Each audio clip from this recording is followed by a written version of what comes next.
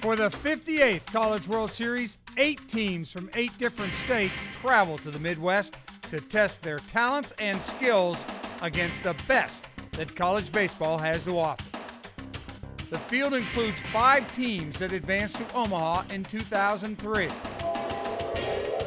Arkansas advanced to the College World Series for the first time since 1989 and 5th time overall. The Razorbacks hit the road for Omaha after defeating Wichita State twice on the final day of the regional and then sweeping Florida State in the Super Regional. Cal State Fullerton makes an appearance in Omaha for the 3rd time in 4 years and for the 13th time overall. The Titans stayed home throughout the regionals by beating Pepperdine twice on the last day of the regional, then sweeping Tulane at home in the Super Regional. The LSU Tigers make the trip to Omaha through the Baton Rouge Regional, beating College of Charleston in the finals and then Texas A&M in the Super Regional.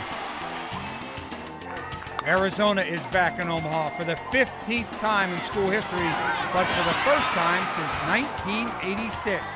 The Wildcats took their show on the road, traveling to South Bend, Indiana to defeat host Notre Dame. Next, they traveled to Long Beach State to win the best-of-3 Super Regional. Georgia made it to the College World Series for the 4th time in school history. Georgia won the Athens, Georgia Regional in 4 games, beating Clemson in the final. They swept Georgia Tech for Coach Dave Perno's first trip to Omaha. The Miami Hurricanes are 44-32 all-time in College World Series games and are looking for their 5th national crown. They swept through the Coral Gables Florida Regionals, beating Florida Atlantic and a 2-game sweep of Florida in the Super Regional. South Carolina has advanced to Omaha for the 3rd straight year. It's the 8th overall trip for the Gamecocks, who are 14-14 in College World Series play and are searching for their 1st national title. Coach Ray Tanner guided his team through the regional in Columbia, South Carolina, by beating North Carolina in the final. The Gamecocks moved their winning streak to 10 by sweeping East Carolina in the Super Regional. The number 1 seed for this year's College World Series is Texas. Making their 3rd straight appearance in Omaha, the Longhorns swept through the Austin Regional in 3 games, beating Oral Roberts in the final. Then they swept Vanderbilt at home in the Super Regional. Get ready, Omaha, Nebraska, for the 31st time in school history. 3rd year in a row, Texas is headed to the College World Series.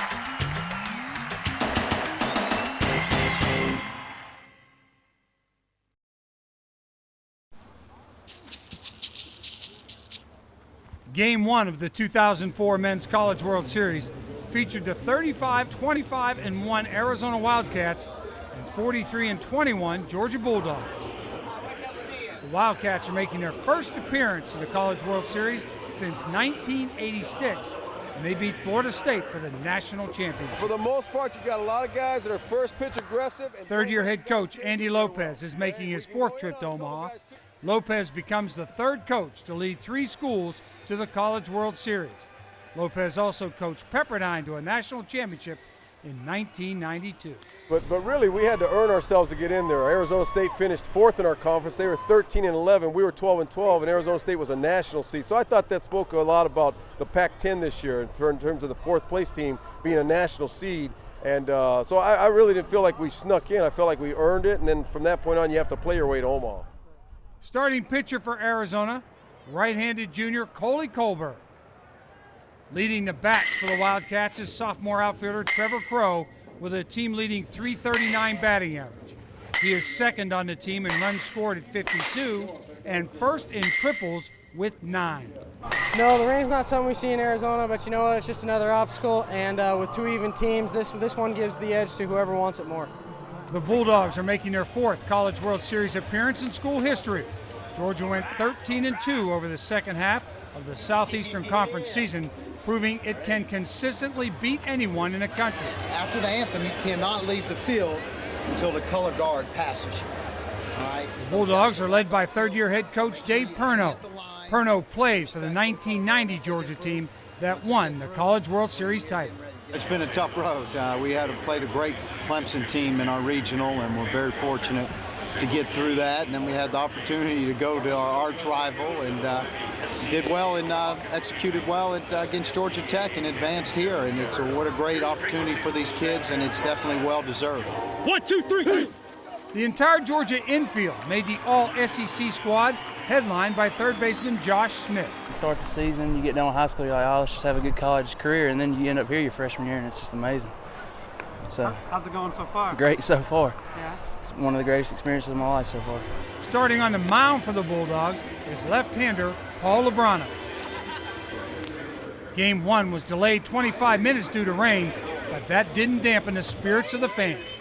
Been in line since 8:45. It is 2.5 hours. So, in this lovely, lovely weather, but it'll clear up and we'll have a great day. The game got off to a quick start for Arizona. In the top of the first, with runners on first and third, Jason Donald singles to right, scoring Jeff Van Houten. That one lined into right field, a base hit for Jason Donald, and the first run of the game scores. Van Houten crossing the plate. In the bottom of the first, with a runner on, a bunt by shortstop Justin Holmes is big news for Georgia. Bunt to the third base side, a good one. Colbert will pick it up, throw to first base, but offline, and everybody's safe. After advancing to third on a wild pitch, Josh Smith scores on a fielder's choice. Zabel puts it on the ground. This will get a run home. The throw to third, and the tag is in time, and we're tied at 1. The bats were rocking for the Wildcats in the fourth. With runners on first and third, catcher Nick Hundley stroked a 3-2 pitch to center field. Lifted towards center and deep. Wyatt back on it, still back. It's going to be over his head all the way to the center field wall. In to score comes Donald. Mercado's going to be stopped at third on a stand-up double by Nick Hundley. It's 3-2. By the end of the inning, 5 runs had crossed the plate, and Arizona held a 6-3 lead.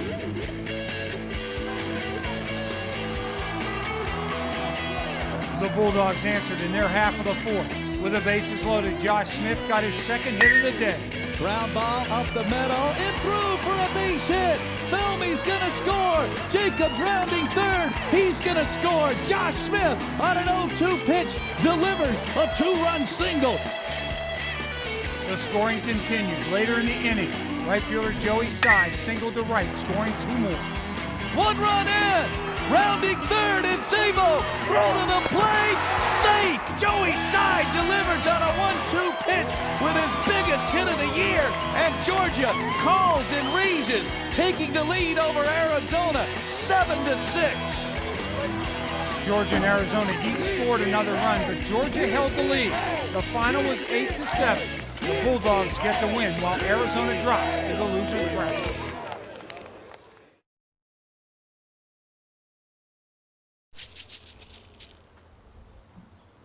This first night game of the 2004 College World Series placed the top-seeded Texas Longhorns against the 8th-seeded Razorbacks of Arkansas. It's been a wild ride for the Razorbacks. After league coaches picked Arkansas to finish next to last in the conference, they shocked the so-called experts by claiming a share of the Southeastern Conference title. Second-year head coach Dave Van Horn was chosen as co-coach of the year in the SEC for his efforts. Not a lot of superstar players, just a lot of guys that play hard, play well together, and yeah, I'm okay with it this year. And you know, I think it's a compliment, really. You know, it'd be nice to have a couple of first-team All-American guys mixed in that lineup, but we don't have them, and we've made do. And the guys have done a great job all year. This is the 5th time Arkansas has been to the College World Series, but the first since 1989. It's great. We're still playing. You know. After winning a regional and super regional at home, I mean, you can't ask for a better place to play here in Omaha. On the mound for Arkansas is sophomore right-hander Charlie Boyce. Boyce is 10-2 with a 3.1 ERA and 79 strikeouts. From top to bottom, the Razorbacks are putting up big numbers. This team's come back and won many a game. Late in the game, come back and scored 2, 3, 4 runs, made games close, won some games, and just has done a tremendous job of hanging around. And you know, we've lost some games, but we don't get beat bad, and we usually don't beat anybody too bad. We're just always right in the middle of it. The talent-laden Longhorns enter College World Series play as the team to beat. With a record 31 appearances, the Longhorns understand the pressures of playing in Omaha. You know, it's very exciting. It's basically a dream come true for, I think, everybody on the team. It's something you grow up watching as a little kid, as a little leaguer, and you dream of coming here and being a star college player one day. The Longhorns finished the regular season with a 48-11 mark. Head coach Augie Garrido holds the record for all-time victories with just under 1,500 and is the only coach to lead 2 different schools to College World Series titles. Through the year, we went up and down offensively, and that probably appears to be our Achilles heel. And in the last 5 games of regionals and super regionals, we hit 360 as a team, and if we can keep all that together and get some momentum going here, then we've been pretty consistent and have a good chance to move on. 9 members of this year's squad were selected in the Major League Baseball draft. Leading the pack is senior starting pitcher J.P. Howe. Howe leads the Longhorns in wins with 14, and he has fanned 153 batters this year. Razorback pitcher Charlie Boyce got off to a shaky start in the first. Second baseman Seth Johnston and first baseman Curtis Thigpen both placed singles in the outfield. Boyce then hit Taylor Teagarden. And that one hit him. Plunked him right on the left side, and the bases are loaded with 1 out. And Boyce in a world of trouble now. Carson Kaner walked, and the first run was across for Texas.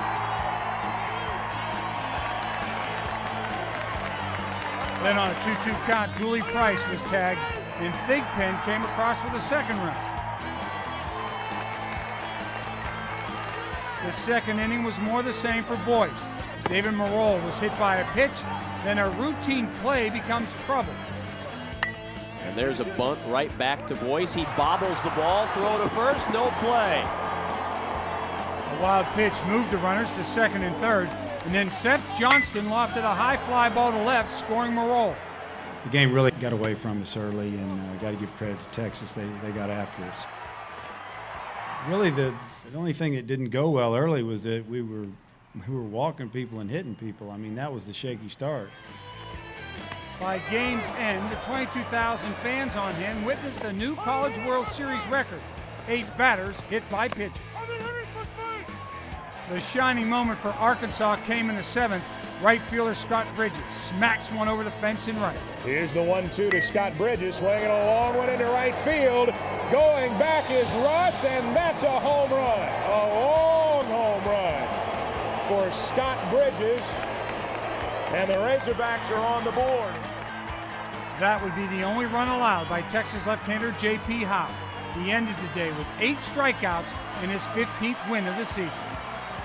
Excellent pitching and consistent hitting and aggressive base running, and I thought we played pretty well. Texas ended the day with 13 runs on 11 hits. The Longhorns stay in the winner's bracket and will face Georgia, while the Razorbacks move down to face Arizona.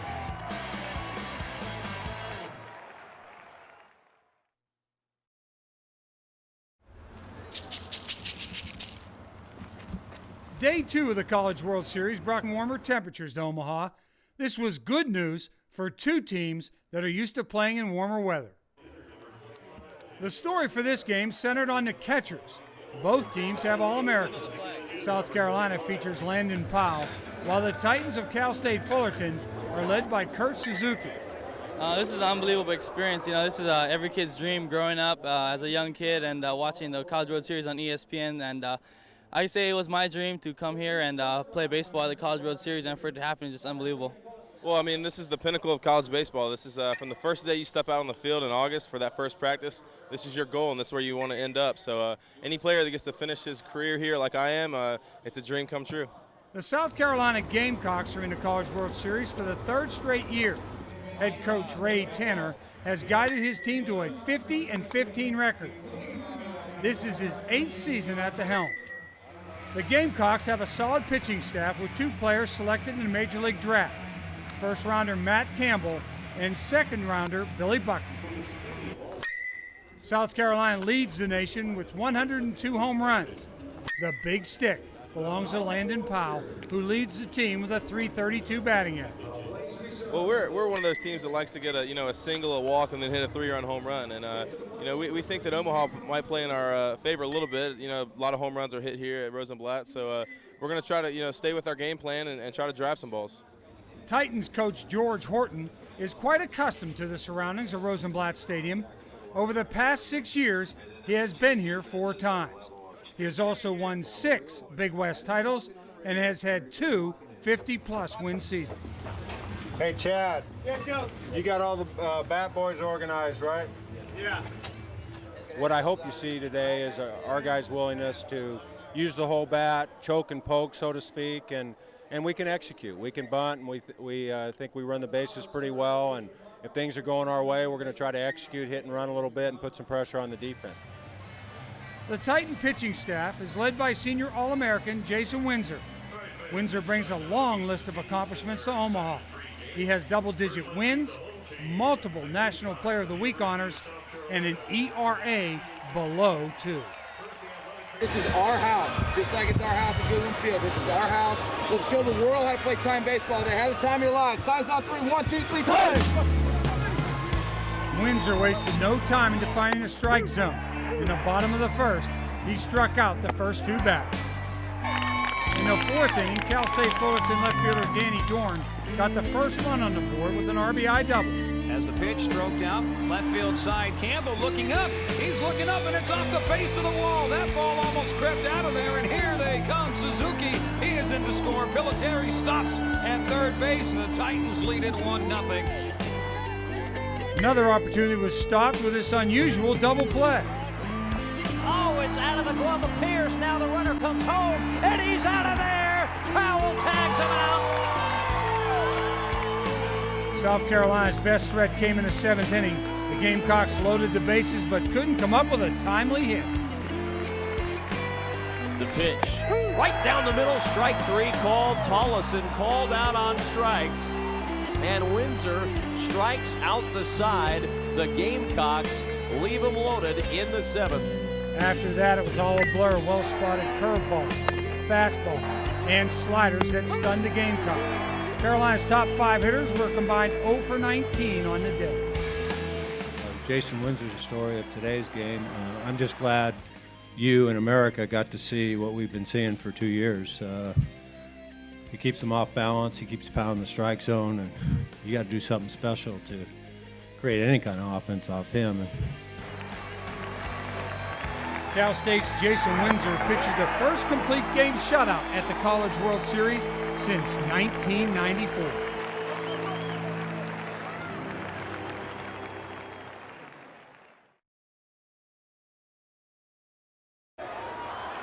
A new feature at this year's College World Series is Global Radio. These little gray boxes give the fans the opportunity to listen to 4 different radio broadcasts during each game. Not only listen to television audio, which is excellent, and the network radio audio, but the extraordinary opportunity for fans who are coming in from out of town to listen to their home play-by-play broadcasts. Picked up a radio coming in today. It works really nice. The clarity's good. We got 2 or 3 stations to listen to, and I'm going to pick up another one as I leave today. Response has been absolutely fantastic. Fans are coming in, listening to the broadcasts, listening to their broadcasts, and in addition to our original original color commentary that we're giving with Don Criqui and Joe Castellano. It's a real neat idea. I enjoy it. College World Series Radio is brought to you in part by the Hartford Mutual He is Fund for people who are basically giving the ahead, fans, telling the fans what's going on inside the stadium, what's going on between the innings, to give the fans an idea of where they can tune into different broadcasts and basically what's going to go on during the next couple of days here at the College World Series. So we'll have features on games that happened previous years, we'll have interviews, and also we'll tell fans what to do while they're inside the stadium, which is very important. the NCAA added these radios this year to the College World Series. It's a great experience to listen to the game on the radio and actually be here seeing it on the field. You get two senses of perspective of the game. You can hear it and watch it.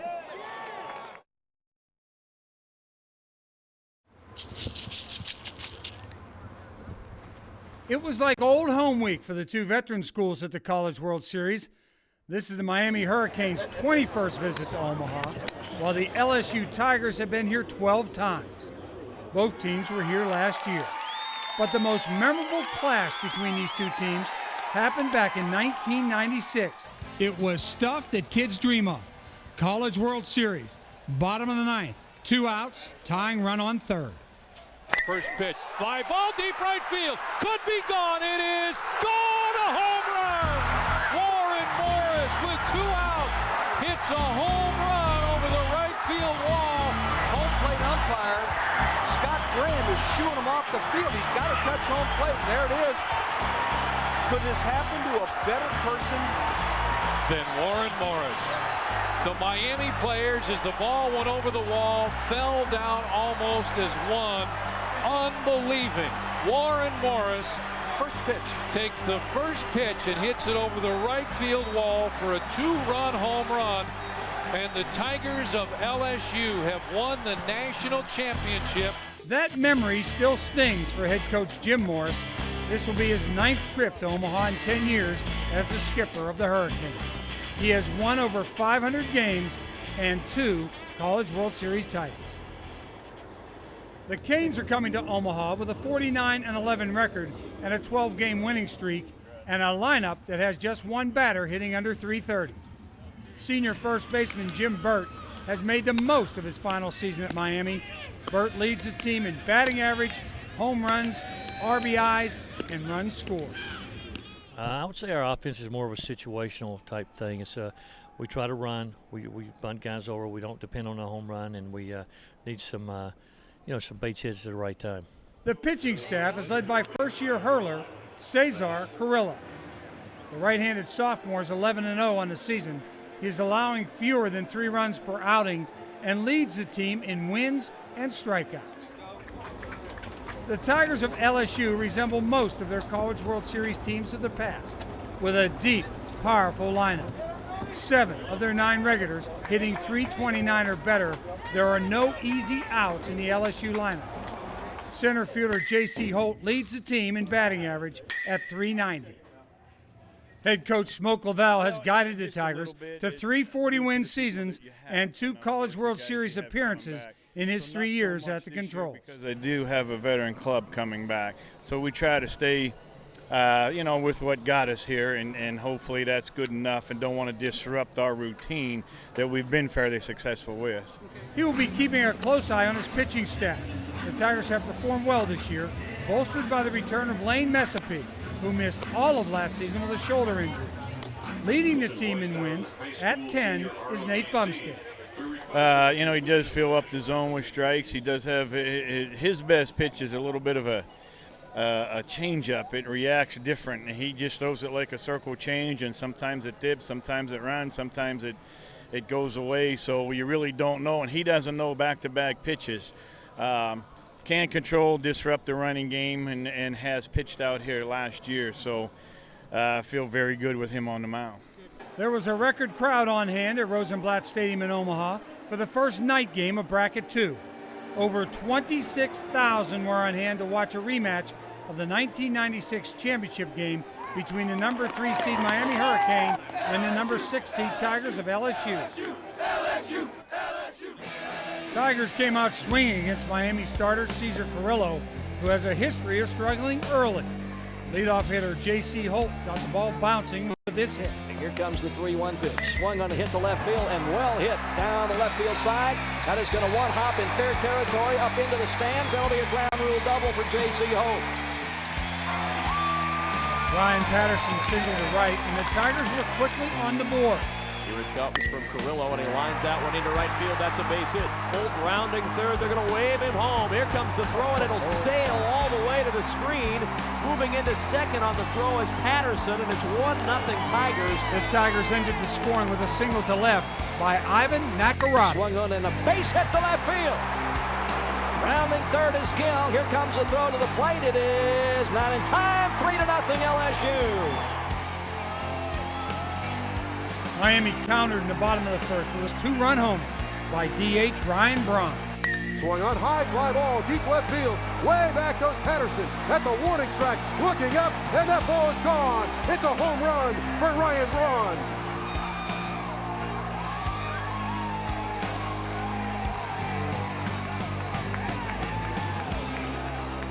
Gabby Sanchez singled through the left side, and the game was tied. Here's the 0-1 pitch. Curve hit on the ground weakly. Third baseman Harris can't get there in the left field for a base hit. Jim Morris is going to wave Jim Burt. The play's going to be at third as Burt scores and the game is tied at 3. In the top of the second with runners on first and third, J.C. Holt lost a fly ball to left. Swung on and that is hit out into left center field. And the center fielder's over makes the catch. The tag is made though, and it is deep enough to get the run in from third base. J.C. does the job. Sacrifice fly. Then with the bases loaded, Cesar Carrillo hit John Zerenge, and LSU was back on top.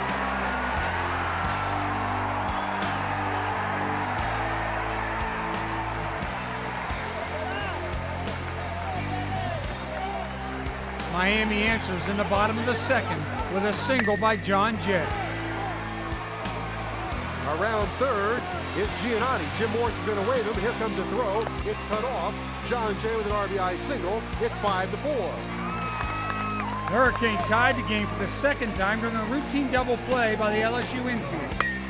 Braun to third, should be 2. Throw to second for 1, on to first. Double play around the horn, 5-4-3 as Braun turns the double play before tied at 5. The Hurricanes took the lead off reliever Jason Dieterman in the fifth on Gabby Sanchez's second single of the game.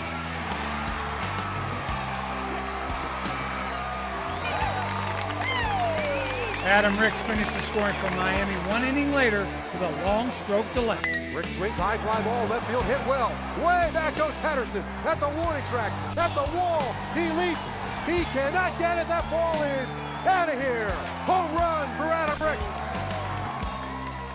Ricks, he got the 2-run homer and he got 3 hits and knocked in some runs. So we had some big hits. Of course, Braun got the big home run that put us back in the game in the first inning. Very proud of our guys, the way they kept fighting and battling, because we made a few mistakes and still won tonight against a very, very good club. The Hurricanes improved their winning streak to 13. Cesar Carrillo is still a perfect 12-0 on the season. Up next for Miami will be Cal State Fullerton, while LSU moves into an elimination game against South Carolina.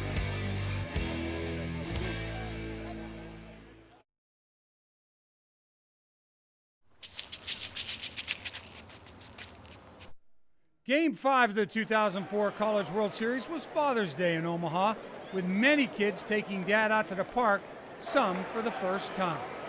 All came to watch a Bracket 1 elimination game between Arizona and Arkansas. The Razorbacks are trying to stay alive for their head coach, Dave Van Horn, who has yet to win a game in 3 trips to Omaha. Lefty Cliff Brannon is on the hill for Arkansas. Brannon is 4-3 on the year with a 3.53 ERA. He'll be facing the Wildcats' John Malone. Malone wasn't given the ball until the 31st game of the season, but the sophomore right-hander is perfect with 9 wins and no losses and a 4.96 ERA.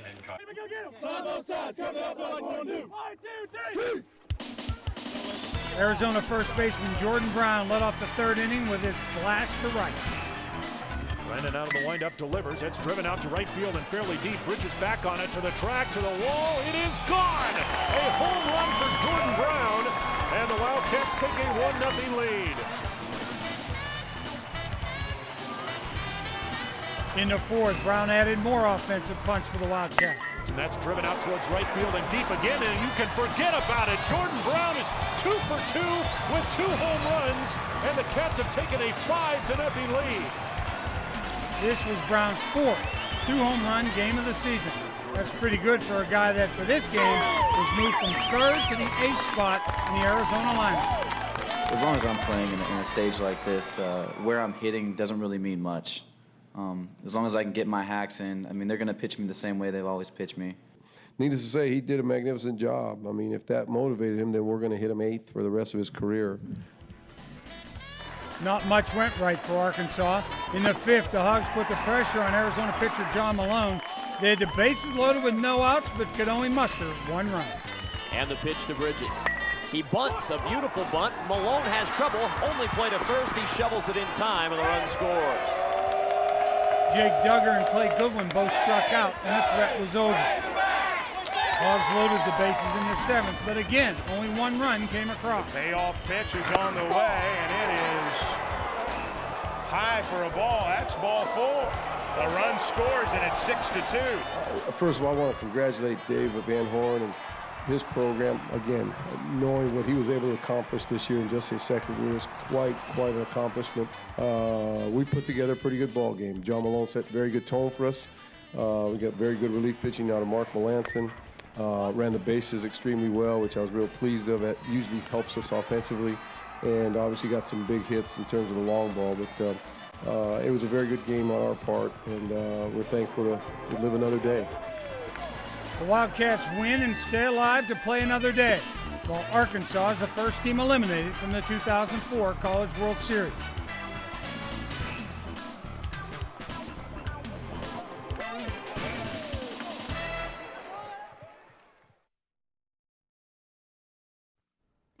In a ceremony before Game 6, the NCAA honored a legend of the College World Series, Jim Wright, who has served as media coordinator for 26 years. Jim Wright did this from 1979 to 2003. I came last year for the first time helping him as an assistant. He came out here through the first weekend this year to kind of walk me through it, to let me know what to expect. Coming into bat for Jim Wright will be David Warlow. Well, this year we issued about 800 credentials thereabouts. About 180 of those go to ESPN, and the rest go to writers, either national writers here in the Omaha area, those kind of writers, and then writers who follow each of the 8 teams. And this year we have 8 different teams from 8 different states, so we have 8 different contingencies of media. Well, it's a little like putting together a large jigsaw puzzle. I mean, some of the people, the national writers, the people from the Omaha media, have been sitting in the same spot for years, so we generally give them their same spots. Then you take all the media lists that we get from each school sports information director, and we try to prioritize, okay, who's a daily newspaper as opposed to, say, who's a student newspaper. If we can accommodate everyone, we obviously get everyone a seat. In a year like this, just simply didn't have the space. I've surrounded myself with quality people, and so we just have a great media coordination staff.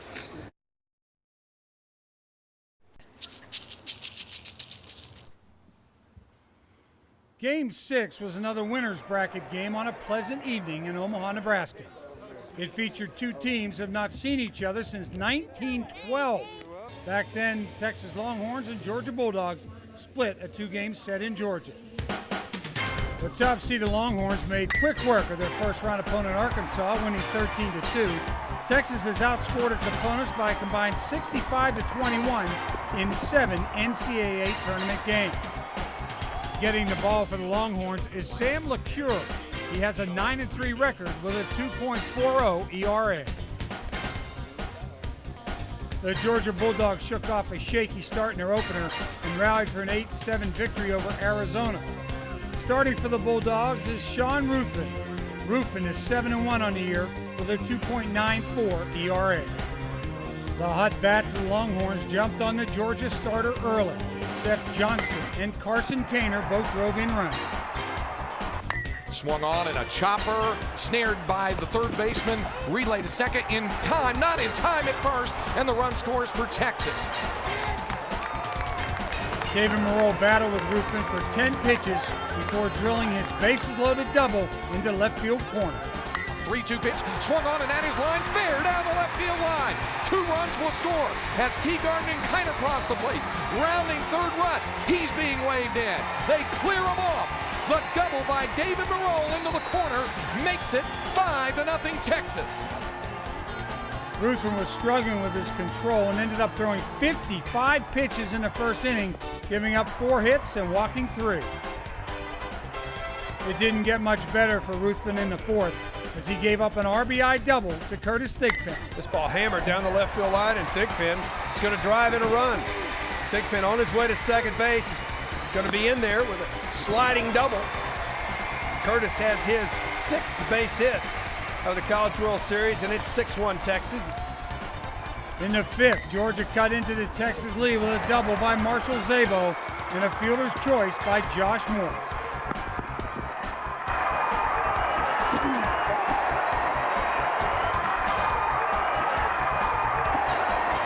The 2-2 ground ball to third. This should score the run. It's booted, throw to first in time. Zabo taking third. Holmes scores. It's 6-3, and this is the closest that the Bulldogs had been. Texas regained the momentum in the 8th when Seth Johnston got his 4th hit of the night. 2 batters later, Julie Prince got his 4th hit. The last run across the plate. Swings to the first pitch, a little flare out the shallow left. That ball is going to drop for a base hit. Throw to the plate, cut off. Will throw back to the bag. Not in time. Another RBI single from Julie Prince, and the Longhorns lead it 9-3. The 5-run first inning certainly gave us some momentum early in the game. There were a lot of good at-bats in that inning, but none better than David Morales. And his 2-strike battle that drove in 3 runs was something very special, and we built off that. I think the other part of it is from the offensive side, we responded to when they scored. So when they did make their run, we countered that. The road got a little easier for Texas as they continued to bypass the losers bracket and get ready to play in Game 11.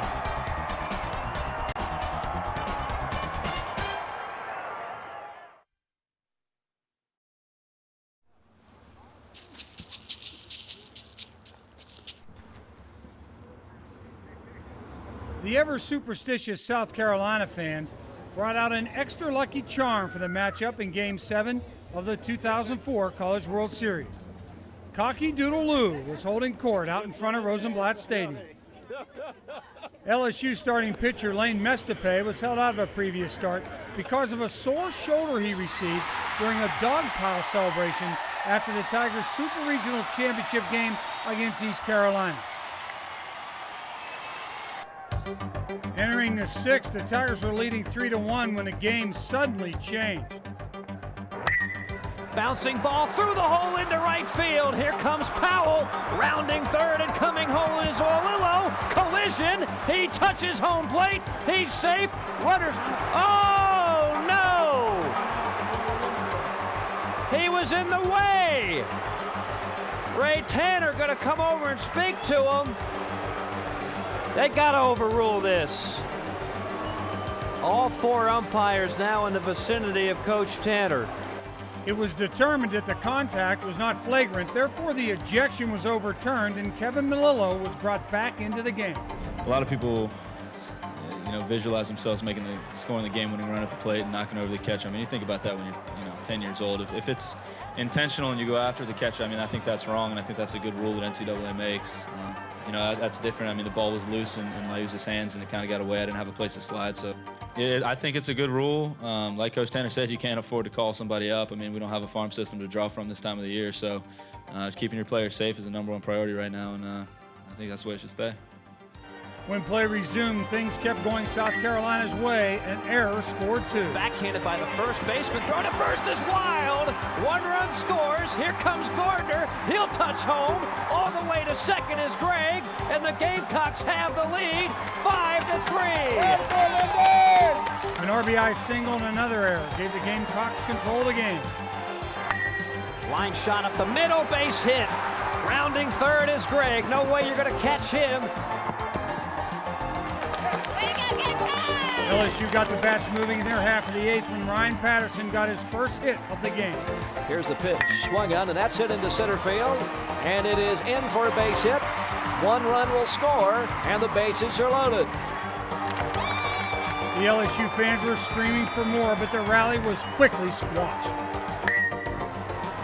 Bouncing ball to second, Malua to short for one on the first double play. We're delighted we're going to be able to continue in the series. A big win for us today. You know, we had a couple balls roll through, drop in for us, and the wind played havoc at times. Our guys battled hard, and we were able to continue play.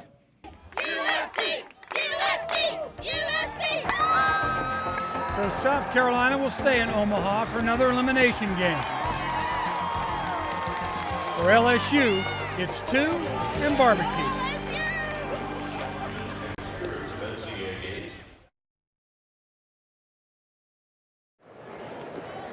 Ever wonder who determines if a hit is a hit? This is the man who makes those decisions. He's Lou Sproul, the official scorer for the College World Series.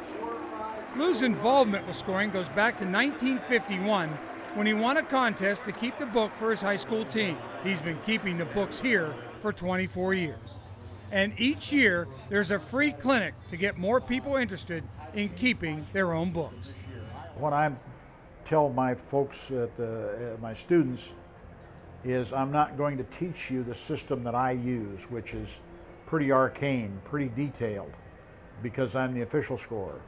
The system I'm going to teach you is one that I learned more than 50 years ago from an old boy in the stands in Tacoma, Washington at a Western International League game, and it's designed to let you watch more and write less. Is there any other game that relies more on history and statistics than baseball? I say no. And two of baseball's most important assets, its records and its statistics, are in the hands of the official scorer. They count on official scorers to maintain standards from year to year to year so that the records mean something. And you look back at what happened 30 years ago or 40 years ago, or even now in the World Series, even 50 years ago sometimes, and you see what happened, and you have some basis for being pleased that we've set a record. Now that every defensive player is numbered, and I show you the defensive numbers there, and there's lots of different symbols to use for various things that happen. Don't change these. These are universal. Everybody will know what you're talking about when you say 6-4. It means the shortstop threw to the second baseman, probably for a force out at second base, and not a hit. Pitching line on Cameron-Deese, 1 1/3 innings, 2 hits, 4 runs, and 4 earned runs. I'm going to say I'll probably do it a couple more years anyway, and I'm looking at it each year. But I got to tell you, when I sat down last Friday, the fire was still in the belly. I still want to do it. If you have a scoring system that you want to use, and you can look at your scorecard after the game or the next day, or even better, a year from now, and tell me what happened in that game, there isn't anything wrong with your system. Don't let anybody change your system if you can do that. There's this lady who was an official scorer from somebody somewhere up in Washington State, and she uses this one designation that he didn't know what it was, and it's called IWW, and it's I wasn't watching. And so I added something to that from another friend of mine at our game, and it's an IWW BSTM. I wasn't watching, but somebody told me. So then you're able to score it.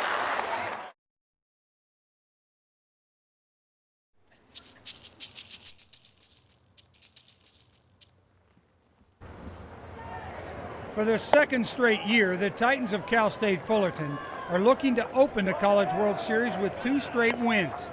But to do that, they need to end a 13-game winning streak of the Miami Hurricanes. Ricky Romero is on the mound for Cal State. Romero is 12-4 on the season.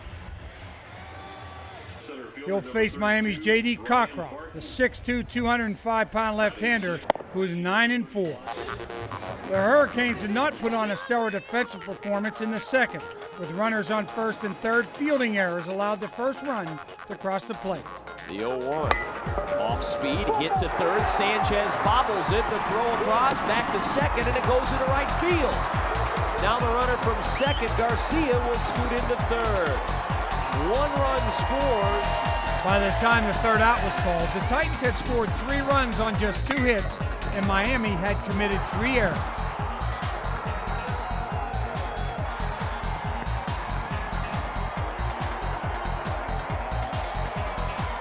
In the fourth, Miami got on board with a single up the middle by Gabby Sanchez. Here's the 2-2. Swung on a ground ball. This one up the middle and through the infield. The run's going to score. Gabby will round first. He'll stay there. Brian Barton comes in. He represents run number 1 for the Canes, and now Cal State leads it 4-1. Fullerton answered right back. Off speed, Garcia into left field for a base hit. 1 run scores. They'll hold Pilotari at third, and it's 5-1 Fullerton. Miami got things going in the 7th. With a runner on first, Richard Giannotti sent this shot down the right field line. And a line drive hit down the right field side is a troubled ball because that's going to be up against the wall, and it got away from Bobby Andrews.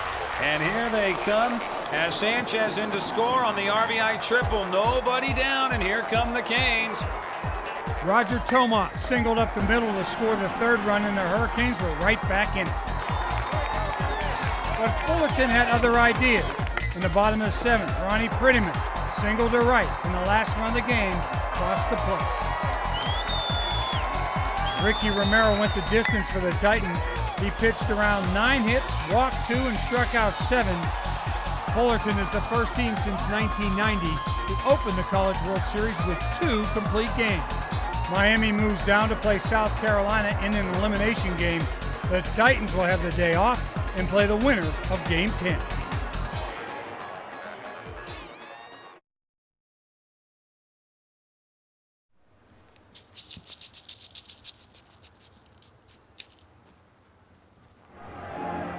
Game 9 of the 2004 College World Series was another elimination game featuring the Georgia Bulldogs and the Arizona Wildcats. Georgia head coach David Perno decided to put Michael Heil on the mound. This is Heil's 2nd start since the end of May. The Wildcats got their first College World Series win since 1986 by defeating Arkansas 7-2 in Game 5. Georgia got on the board in the 3rd inning with a runner on third. Marshall Zabo singled through the left side, scoring Josh Smith. Roped into left, base hit Zabo. Georgia draws first blood. 2nd time through, the top of the order delivers, and it's Georgia 1 and Arizona nothing. Zabo stole 2nd, then Joey Side singled, and Georgia had a 2-run lead. Here's a 1-1. Roped into left field. Here comes Boyer. He can't get there. Base hit. Zabo rounding third. He's going to score. Joey Side delivers his 2nd knock of the day. And the Bulldogs stretch the lead over Arizona to 2-0. Wildcats finally answered in the 7th. A bouncer, third base line, fair ball down the line. Hundley waved around third base. He will come in to score. Hardy headed for second. He will go in standing with a double. It's 2-1 Bulldogs. The Bulldogs continued to get a runner on base in every inning with this triple in the 8th. Here's the pitch to Zabo. This is Sky in the center field, retreating, still going back. Now in the truck, it's over his head and off the wall. Crow was fooled by the wind. Zabo going for 3. He's going to make it in safely with a leadoff triple. 3 batters later, Bobby Felmy hit a single to left, scoring Zabo. Line drive into left, base hit. Zabo's gonna score. Felmy delivers, and the Georgia lead is back to 2. It's the Bulldogs 3 and Arizona 1. Georgia reliever Will Startup took over and closed the door on the Wildcats for the 2nd time in 5 days. Of course, Will was outstanding again, and it was a quality win for us. I told our guys, you got an opportunity today to be one of the 4 remaining out of 280 team, and they've just hung in there and kept fighting, and every time we've needed something to happen, someone seems to step up, and today obviously it was Michael Heil. Arizona finished 1-2 in its first College World Series appearance in 18 years. Georgia will now get another chance at #1 seed Texas in Game 11.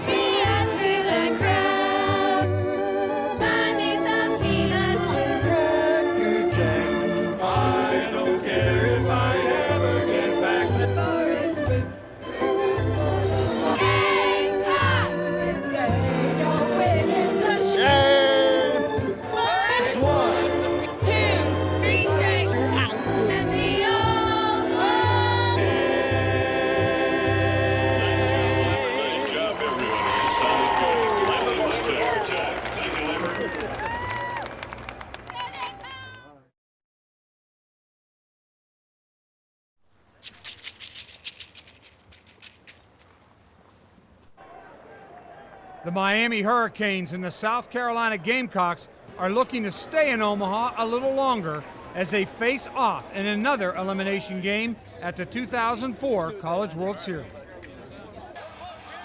The Gamecocks, a team that's had trouble scoring in previous trips to Omaha, is suddenly putting runs on the board. They mauled LSU 15-4 in their previous game. The Hurricanes are coming off a 6-3 loss to Cal State Fullerton. Miami is sending Brandon Camerdiz to the mound. Camerdiz is 6-2 with a 3.86 ERA. The Gamecocks didn't waste any time getting the left-hander. With a runner on second, Steve Pierce sent this blast into the seats in left field.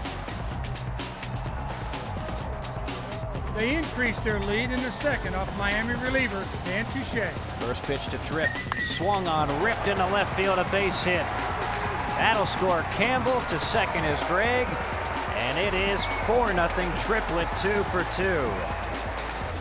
The Gamecocks add more in the third, capped off with a Brendan Wynn homer. Swung on and belted. Looking up is Jay, going back, up and away, out of here.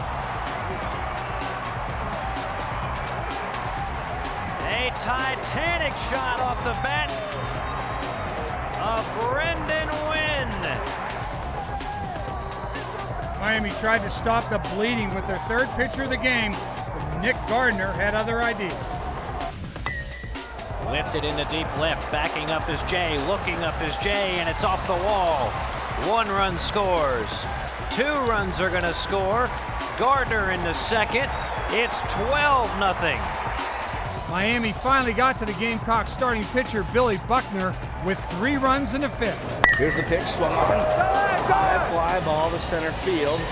Davey Gregg going back to the tracks, looking up, and it is gone.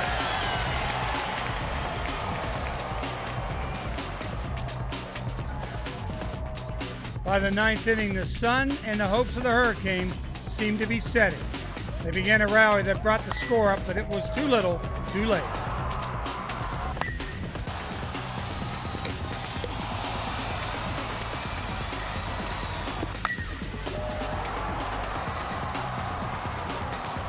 Miami put 5 more runs on the board. The long fly ball ended their hopes, and the final score favored South Carolina 15-11. It was a great win for us. I felt going into the game that 2 things had to happen for us. We had to swing the bats because Miami is a great offensive team. They're extremely talented, and we had to have a quality start from Billy Buckner. And we were able to score early. We hit a couple big home runs and got some runs. And we're capable of swinging the bats and throwing up some runs like these other guys too. And it's very rare that you could do it on back-to-back teams like LSU and Miami. I'm just happy that we broke out a little bit and we continue to play. The Gamecocks have exploded for 30 runs on 35 hits since their first game loss. They now move into the Bracket 2 championship game against Cal State Fullerton. Miami heads home with a 50-13 record.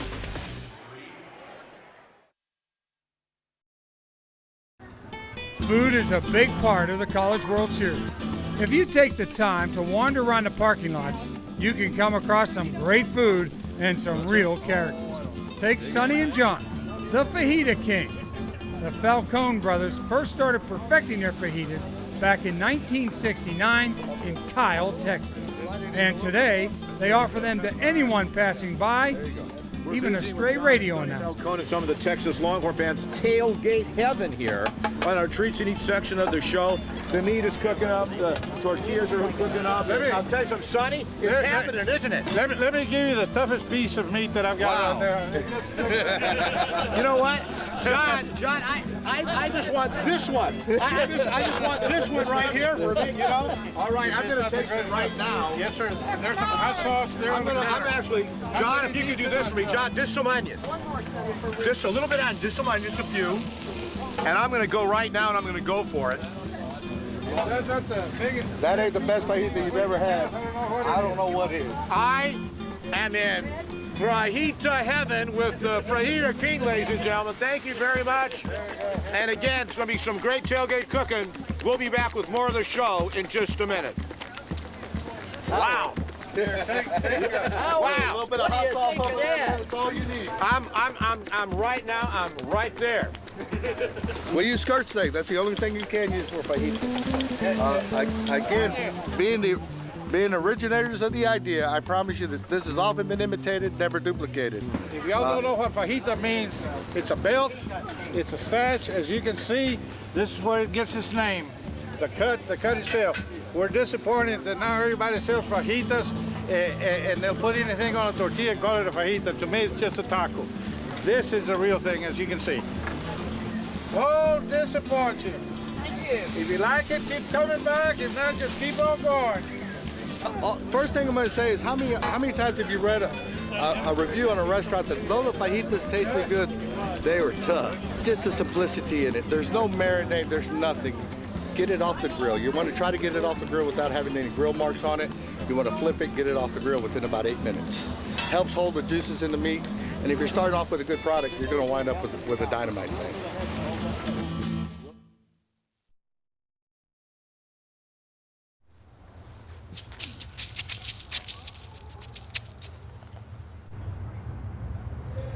So far, the 2004 College World Series has been a breeze for Texas. The Longhorns are entering the Bracket 1 championship having played just 2 games. For Georgia, this is their 4th game in 6 days. The big question for Dave Perno's Bulldogs is pitching. Do they have enough left? They'll start with right-hander Johnny Dobbs on the mound. Dobbs has 6 wins and 2 losses. The Longhorns have a well-rested staff, and Augie Garrido is sending out Justin Simmons. The left-hander is 10-3 on the season. Georgia got on the board in the 3rd inning with a string of hits that scored 4 runs. Belted in the shallow center. That ball is going to be in for a base hit.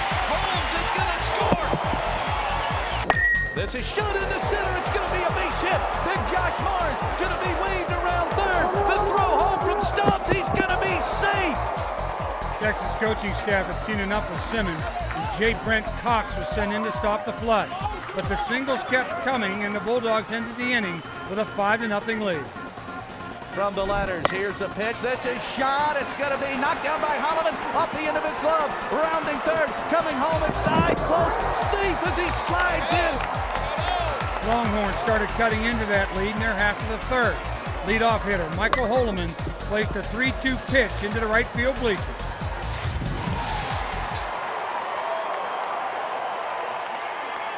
Then with a runner on first, Taylor Teagarden collected his first hit of the College World Series. The 0-1 pitch.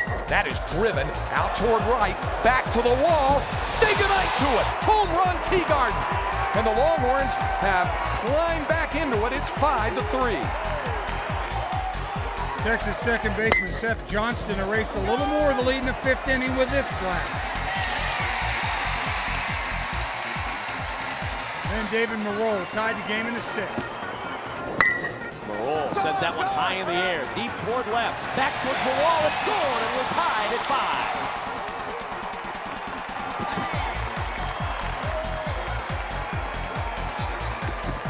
Seth Johnston added his 2nd hit of the day, and Texas was on top. Fastball hammered down the left field line. The Longhorns are going to take the lead. Coming in to score is Holloman. Rounding 2nd, on his way to 3rd is Stubbs. On his way to 2nd is Seth Johnston. And the Longhorns have a 6-5 lead. With All-American reliever Houston Street on the mound and a runner on 2nd in the 7th, Georgia's Marshall Szabo singled to right center, and the game was even at 6. It's roped into right center for a base hit and maybe more. Smith is going to round 3rd and score, and the Bulldogs answer back to tie Texas 6-6. Julie Prince doubled the lead off the Texas half of the 7th, and 1 out later, Carson Painter collected his first hit of the College World Series. Swung on, and that is fair down the left field line. Rounding 3rd, Prince, he'll score. Carson will dig into 2nd base, an RBI double, and the Longhorns reclaim the lead 7-6. With a 1-run lead in the 9th, the Longhorns felt confident with Houston Street on the hill. The 2-1 line into right towards the corner. This ball is going to be off the wall, foul. Joey Side just flirted with one down the right field line. and it's the noisiest of strikes. The next pitch, Side smacked it back to Street. The game was over. Up the middle, Street with a stab. Street will shovel to first, and the Texas Longhorns, for the second time in 3 years, will play for the national championship. Championships are won by the unexpected. And it always happens. Just the thing that's least likely to change the dynamics of the game happen if you're going to be the champion. And that was an example of that today. Longhorns return to the best-of-3 championship series after a one-year absence. Georgia concluded its season with a record of 45-23.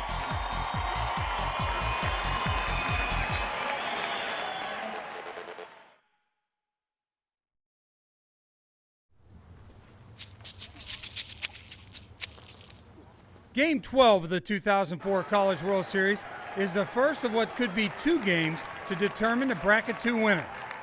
South Carolina lost their first-round game to Cal State Fullerton 2-0. Since then, the Gamecocks have put big numbers on the scoreboard. They defeated LSU 15-4 and Miami 15-11 to set up the rematch. The Fullerton pitching staff has quieted all comers so far with 2 complete games. Jason Windsor in the first and Ricky Romero in the second. Mike Martinez will take the mound in hopes of continuing that streak.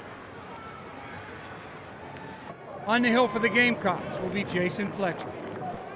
Fullerton's Justin Turner led off the first inning with a double. And he's set to go. The right-hander deals the 2-2 pitch. Hit down the line, left field side. That's going to be trouble. That's up against the track, and it'll bounce against the wall. Turner digs hard, and the Titans have something cooking here in the bottom of the first inning.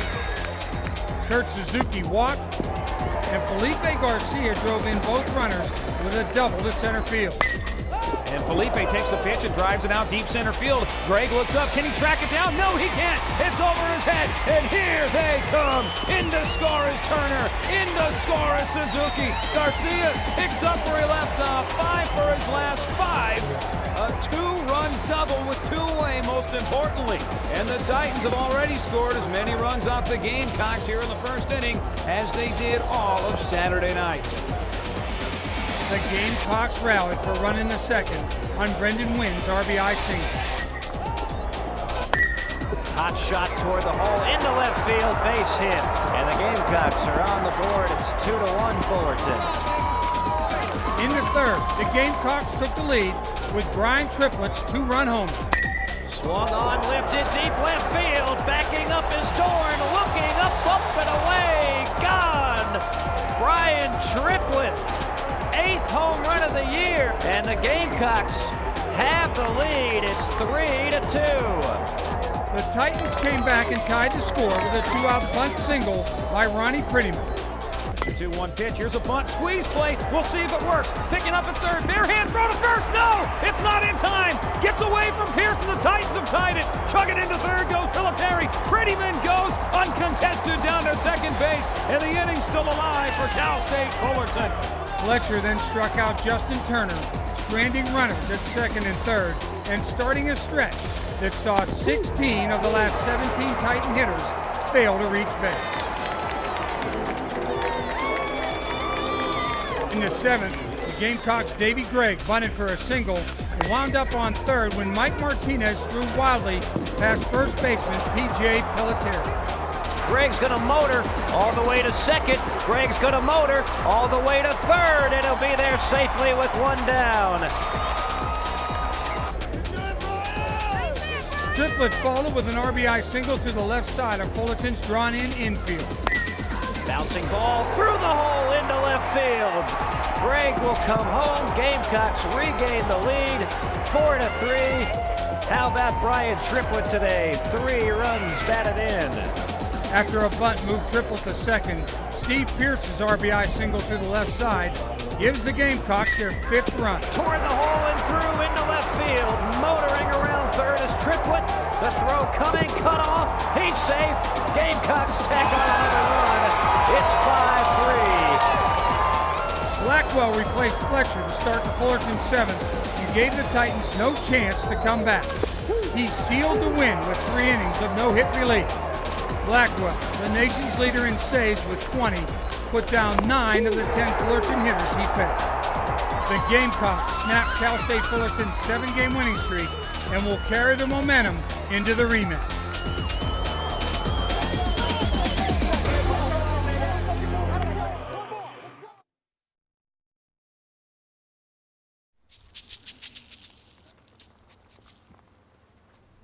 For the third time in the 2004 College World Series, Cal State Fullerton and South Carolina meet on the diamond. Cal State Fullerton won the first game, South Carolina the second. Cal State Fullerton is in the Bracket 2 finals for the first time since the 1995 team won the championship. Head coach George Horton has guided his team to 4 College World Series appearances in 8 years. We're going to put fastball swings on curveballs. We're not going to get cheated. We're going to beat the crap out of their infielders. That's the mission. We're not going to alter our swings to do that because you're trained to do that, and we're going to do that with confidence, and we're going to commit to simple things over and over and over again, and we're going to trust that.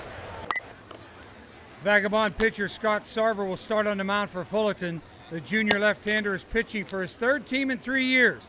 He enters the game with a 2-2 record. Titans got on the board in the 4th with an RBI double by Felipe Garcia. Line drive, base hit. That's it out to left center field. Dorney's racing. He's going hard to third. Greg Schro's going to be cut off. Nobody there to cover second base. And standing up at second base is Felipe Garcia.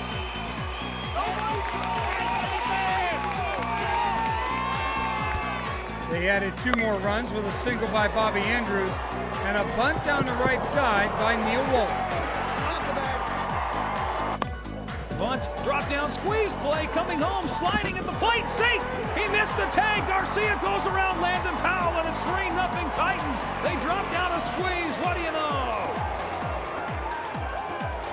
Third baseman Ronnie Prettyman pushing the lead in the 7th. First pitch swinging, moonshot. Ronnie Prettyman halfway up the seats.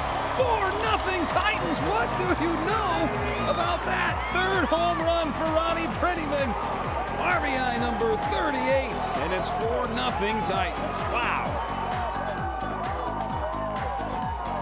Sarver gave way to All-American Jason Windsor in the 7th. The Gamecocks already knew what Jason Windsor could do. He shut them down 2-0 on a 3-hitter in the 1st round. 1-2 pitch, little ground ball, right back to Windsor. Windsor is going to underhand to Piloteri, and the Titans will get out of it yet again. South Carolina got a couple of runners on in the 8th, but a strong throw by Bobby Andrews wrecked any thoughts of a comeback. Here's Windsor's 2-2 pitch, line drive, at a base hit, out into right field. Andrews is going to come up, throw and play at the plate. Suzuki has it. He is out at the plate. Suzuki holds on. Goodness gracious, the shutout is intact. Windsor limited the Gamecocks to 3 hits and struck out the side to end the game. The 1-2 pitch, swing and a miss. Titans get the win, 4-0, and it's bring on Texas. Fullerton became the first team since Pepperdine in 1992 to record 2 shutouts in the same series, and the first team since California back in 1957 to shut out the same opponent twice. South Carolina goes home with a 53-17 mark, while the Titans move into the best-of-3 finals against the Texas Longhorns.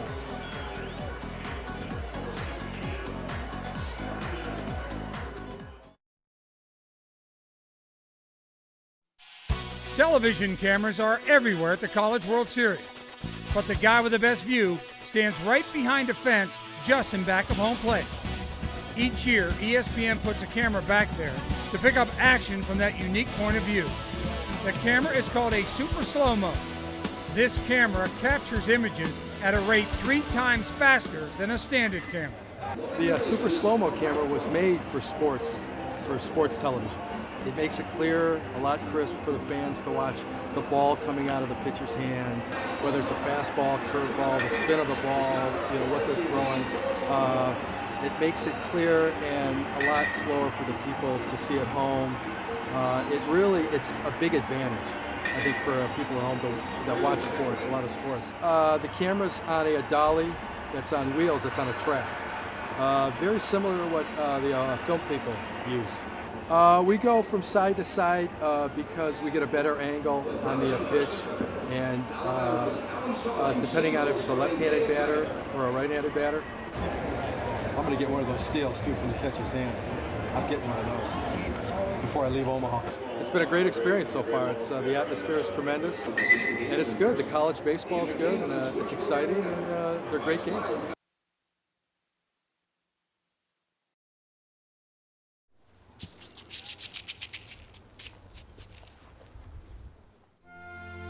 It started with 8 teams, all with hopes and dreams of taking the national championship trophy back home.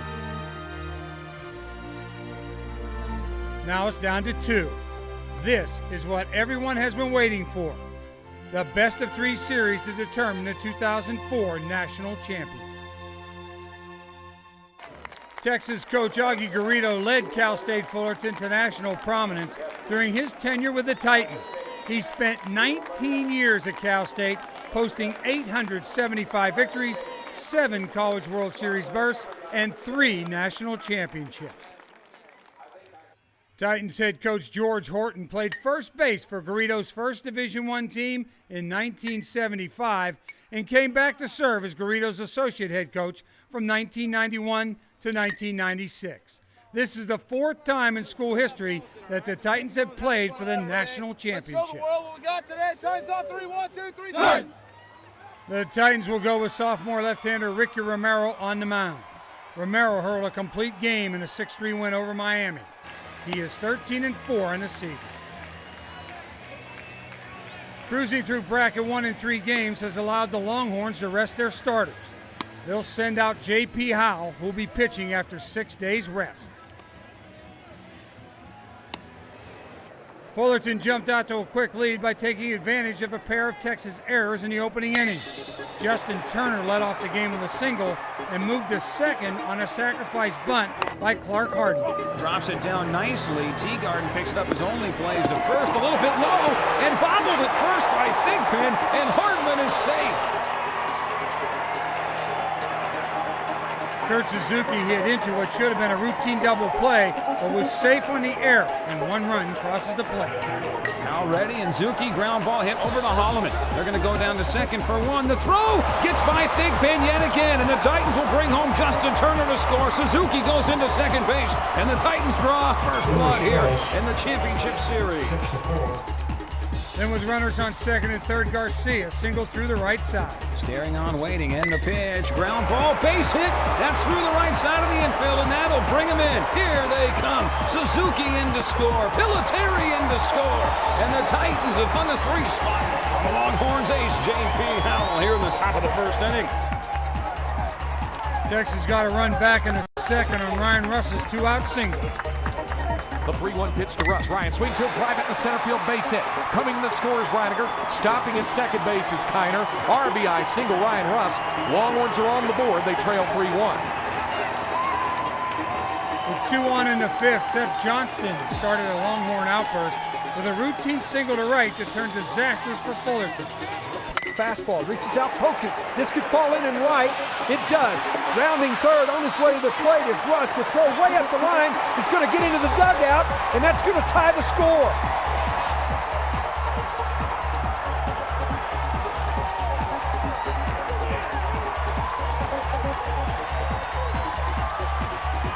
Curtis Thigpen followed with a sacrifice fly, and Texas seized the lead. Swinging a fly ball right field. That should score a run. It's fairly deep, running toward the line. Andrews makes the catch. Here comes the runner from third, Johnston, and he will score easily. Longhorn pitcher J. Brent Cox struggled to start off the 7th by giving up 2 singles to Justin Turner and Clark Harden. The 1-2 pitch. Hardman line drive, base hit. What do you know? Longhorns wasted no time in bringing in their ace reliever, Houston Street. Street was his typical nasty self in striking out Kurt Suzuki and P.J. Piliteri. Swing and a miss, he got it. But Danny Dorn lashed a 2-2 pitch into left field gap. This will score 2. The 2-2 pitch, swung on and belted, hit well, left field, Kiner looks up, jumps, can't get to it, it's off off his glove, and here they come. In to score is Turner, in to score is Hardman, and the Titans get it from Danny Dorm yet again. A two-run double with 2 away, and they lead it 5-4. Felipe Garcia then produced his 4th hit and 3rd RBI of the game by bouncing one through the hole into right. Dorn is being waved, and they'll cut the throw off, and the Titans get yet another base hit from Garcia. 4 for 4 against Miami, 4 for 4 against Texas. Are you kidding me? 6-4 Titans. Fullerton relied on an uncertain bullpen to quiet the Longhorns through the last 3 innings, and the Titans shocked the Texas supporters by taking Game 1 6-4. Ground ball hit up the middle to his left to field. Walton, he has it, he flips to second. In time to get the out, and the ball game is over. Cal State Fullerton hangs on to win it, 6-4. Obviously, we're elated to get this first game, and we all realize we got a lot of work to do. That seemed like a heavyweight championship bout to me. I feel worn out.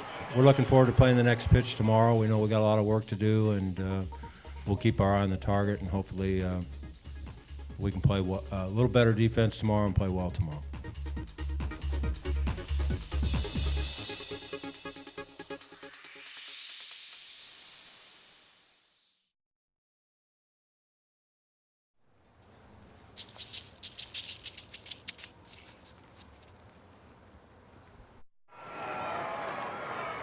Game 2 of the championship series is do or die time for the Longhorns of Texas.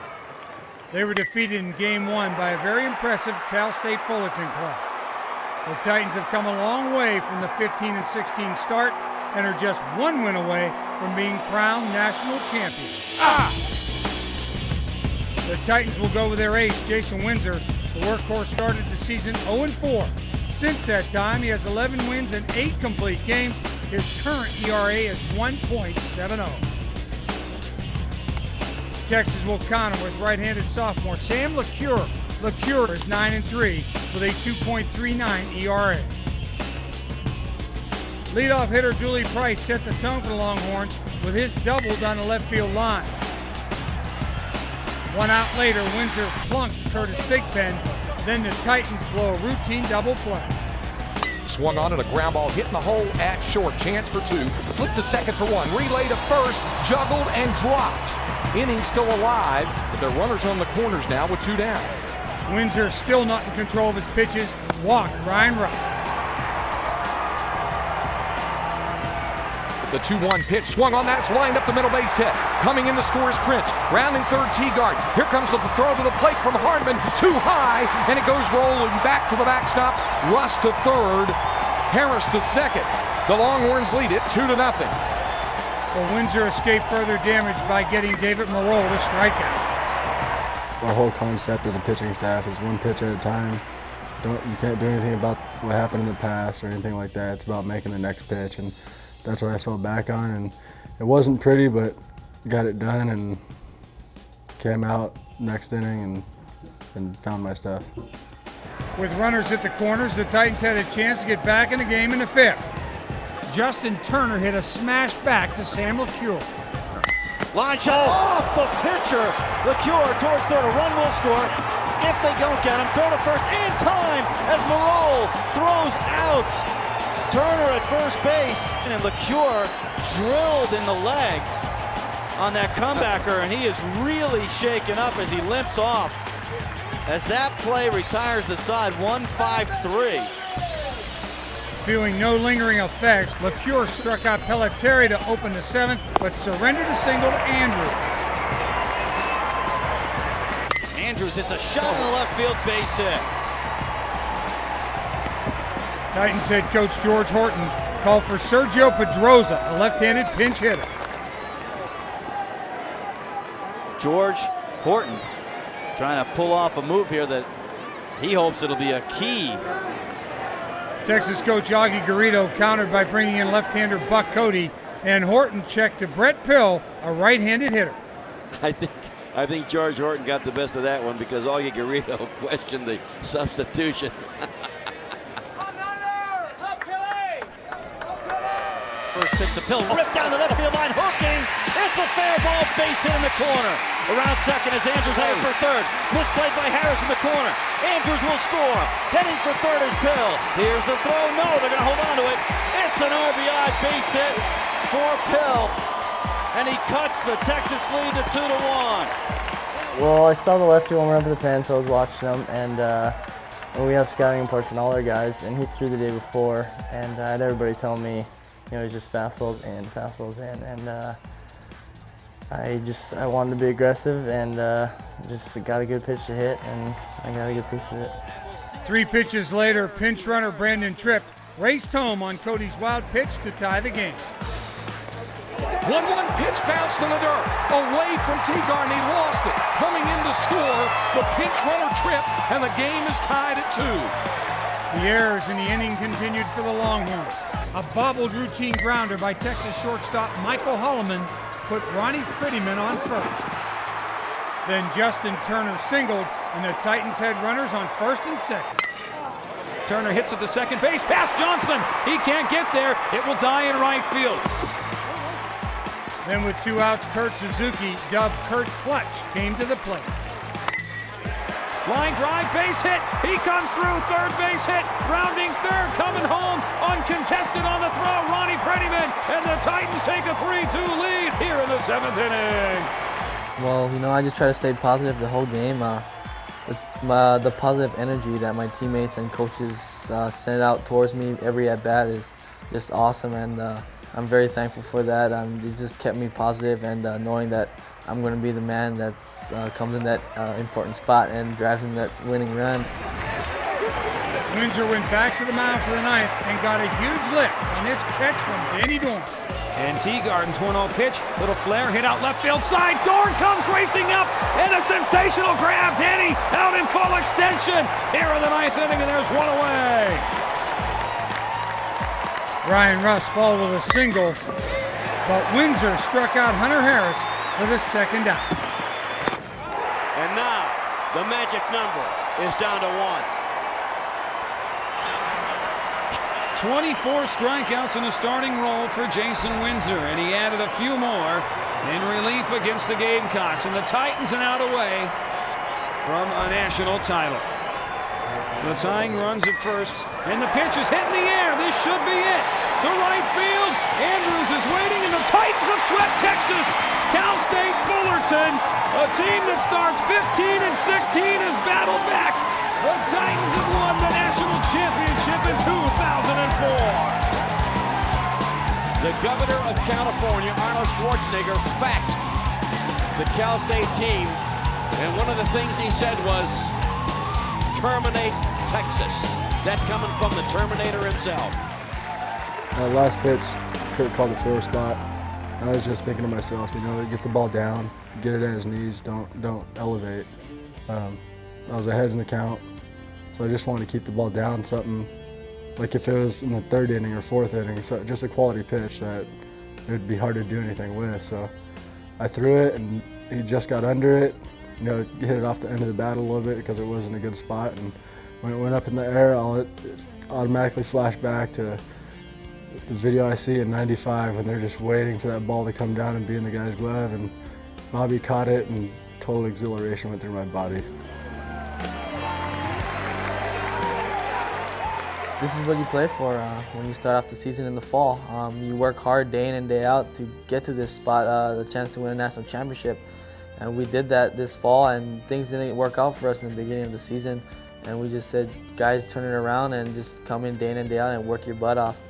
And just put us in a good situation, and anything can happen in the game of baseball, and it doesn't matter what seed you are. If you're the #1 team in the country all season long, you just come here, whoever's playing the best baseball will win.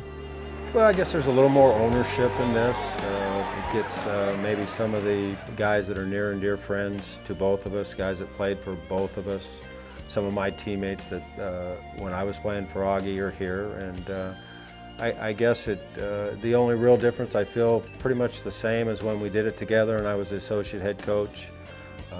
But there's a little more ownership in this, and I didn't have Augie's coattail to ride on that, and he is my master teacher, and the fact that I guess I'm Dave Serrano's and Rick Vanderhook and Chad Baum's master teacher now, and sooner or later, I think somewhere down the line, you'll see those guys winning national championships when I ride off into the sunset. I hope when the pain goes away from Coach Garrido and the devastation, he's got some Warriors on his club. He talked to me about the quality of young people that he's coaching, not only talented, but their makeup. When that pain goes away, I hope that he can be a little bit proud of George Horton, Dave Serrano, Rick Vanderick, and Chad Baum. 3 of the 4 of us played for him, so he's got a part of this too. They've been to Omaha 4 of the last 6 years. Each year, they have gone home disappointed. This year, they faced adversity with a 15-16 start, but have battled back to conquer all. The Cal State Fullerton Titans have risen to the top of college baseball's pinnacle. They have finished off a comeback nearly 3 months in the making by defeating top-seeded Texas to become the 2004 national champions.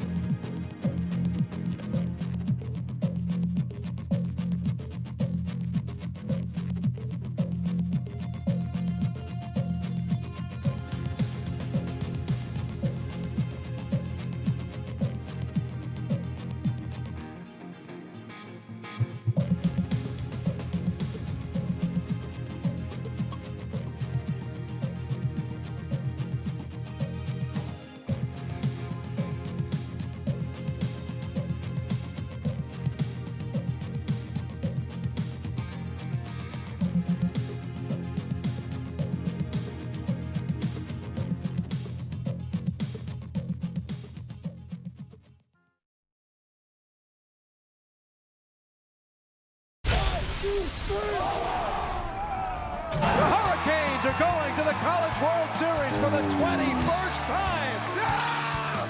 We're not going back to Omaha this time to finish 5th like we did last year. Finish. Miami's definitely one of the perennial powers. Or strike. Hit hard. That'll work right there. We definitely have the best here in college baseball, hands down.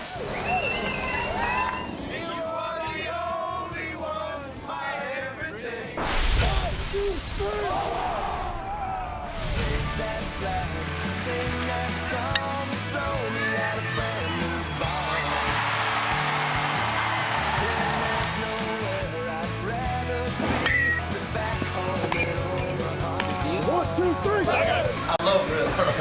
Yeah, you got it.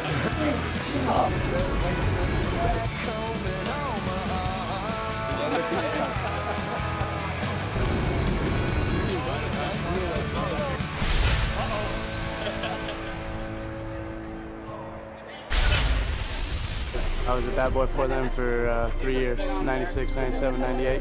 I was a bat boy for 2 years when I was 11 and 12. It was just fun. Like, you can feel like the electricity when you're in the dugout, like even at that young age. You know, just the tradition and the respect that you get just for wearing a bat boy's uniform, let alone a Titan uniform. I mean, I felt like I'm the most special kid in the world being able to hang out with these guys. They were my heroes. If you have an opportunity to do what I did, bat boy, I'd definitely take that chance. I mean, you learn so much, not just about baseball, but I mean, just being a person in general, and just get out there and practice hard to make it someday.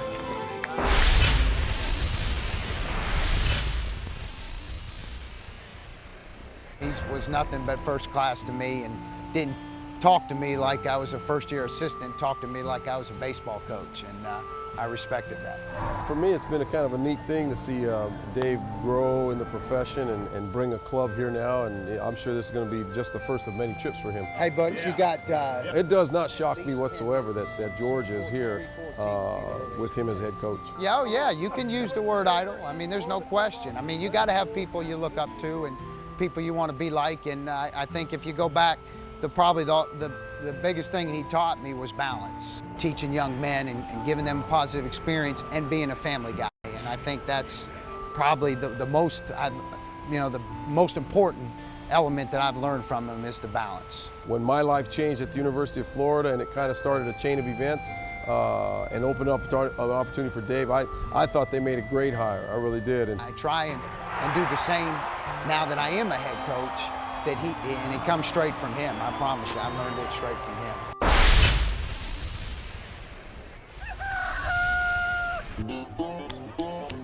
We have a mascot that comes to all our games named Cock-a-doodle-Loo, and it's a gamecock, and it sits by the first base dugout. He's kind of been our luck charm for the last few years. And some of our fans maybe complained a little bit about the smell and odor that it gave off. We kind of took offense to it because it's pretty pointless for him to not be there. I mean, he's not hurting anything, and he was just a great supporter for us. The fans started cheering for the gamecock to be at the games, and whenever the crowd started getting wild, he'd crow and stuff like that. It seems like we need a rally. You know, he's always there to cock-a-doodle-doo or whatever they do. He's a pretty good luck charm for all of us. I mean, he's a great little supporter. We love the little guy.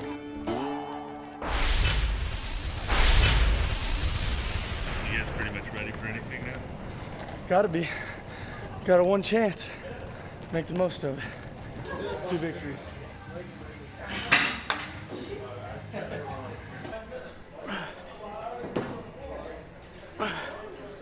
Nothing to be worried about.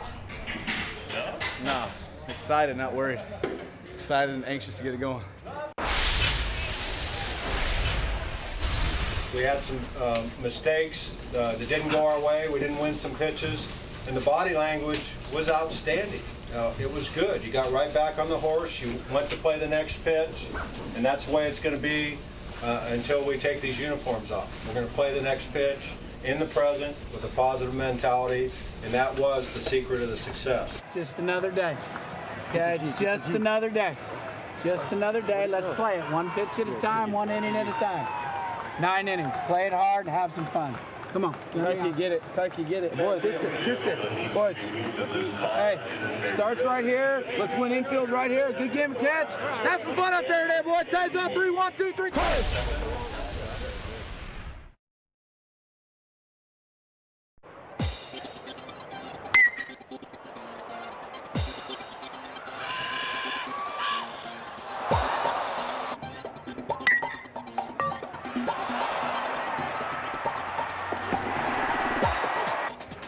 The 1-1 chopped foul. Nice hands down at third base by Rich Vanderhook.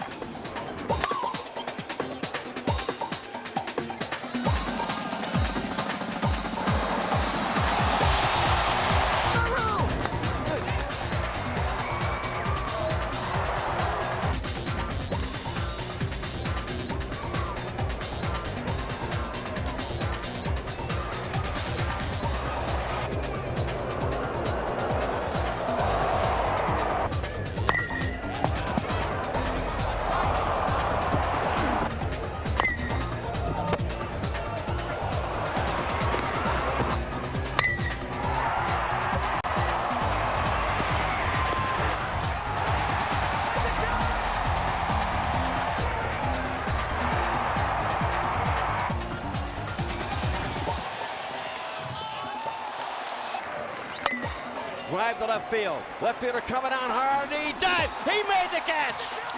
Oh, what a catch out there by Danny Dorn. A diving catch by Danny Dorn. South Carolina has advanced at Omaha for the 3rd straight year. It's the 8th overall trip for the Gamecocks, who are 14-14 in College World Series play and are searching for their first national title. Coach Ray Tanner guided his team through the regional in Columbia, South Carolina by beating North Carolina in the finals. The Gamecocks moved their winning streak to 10 by sweeping East Carolina in the Super Regional.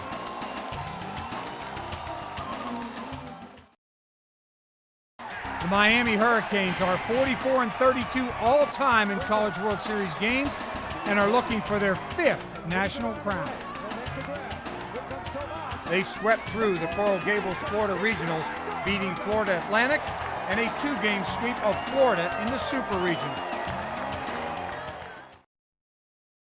Georgia made it to the College World Series for the 4th time in school history. Georgia won the Athens, Georgia Regional in 4 games, beating Clemson in the final. They swept Georgia Tech for Coach Dave Perno's first trip to Omaha.